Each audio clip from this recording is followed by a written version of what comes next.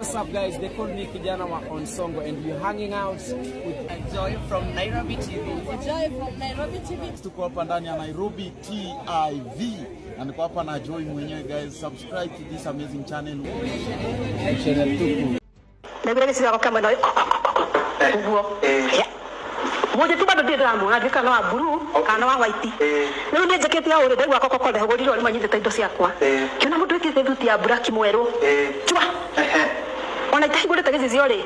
Ndihigete ici ciore. Ngigo mugambo wanyanirira ngari nyoke ndira tiriri. Ucio muthuri waku. Ndiri ukaka ndaguruka. Ego ndaguruka ngari ndihigete ici cio. Na njukire wika. Mugambo wanirire ndire hariria ndiraria. Ndiraguruka. He handu hatari biu. It's me again, Catherine Waboibogwa. I'm addressing you, Jane Muthoni. You were introduced into my life as a friend by my own husband that I could rely on in case I ever needed help.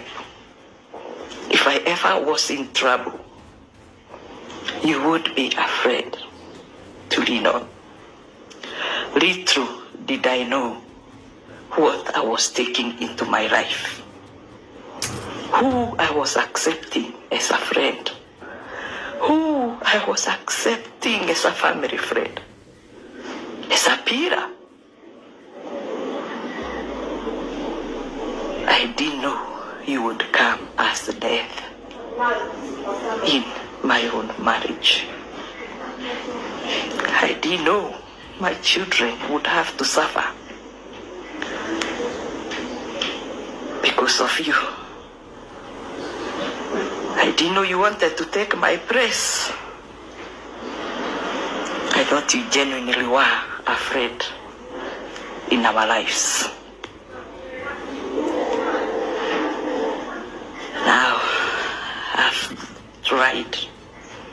even tried to go to the US Embassy to get a visa, to go to US, to go near my children, to be with my children. And because the father of my two kids had to take me to court, had to put me in police custody to get the very sweat. My years in Bakris had to be wasted. I had to end up as a criminal with my fingerprints in the police custody.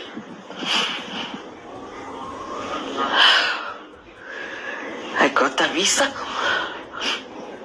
and then they realized I am a criminal. That's what they said. There's a criminal record. There are fingerprints with the police. They had to be cancelled. I managed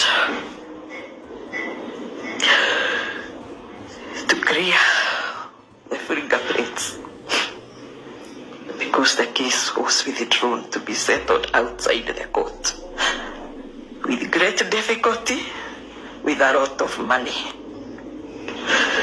But how do I go to the US Embassy? I tell them it was the father of my children who wanted my house, which I had bought. My own sweat, my hard-earned money, my years in the Barclays Bank. How do I clear myself? And the US Embassy listened to me. Can they see my innocence? Now, I'm in public. I want justice. I want justice. My life is messed up. Who will help me? How do I get to my children? Even if somebody help me get them, pay for my visa, clear myself in the US Embassy. John Mwaura, this is all you are doing. It's all you are doing. You are happy now? You are with Jane Muthoni now. It's your joy complete. So Jane Muthoni,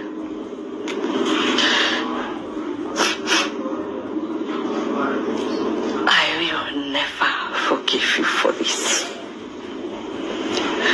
The pains I go through is because you wanted to be the wife of John Gituka, pretending to be afraid.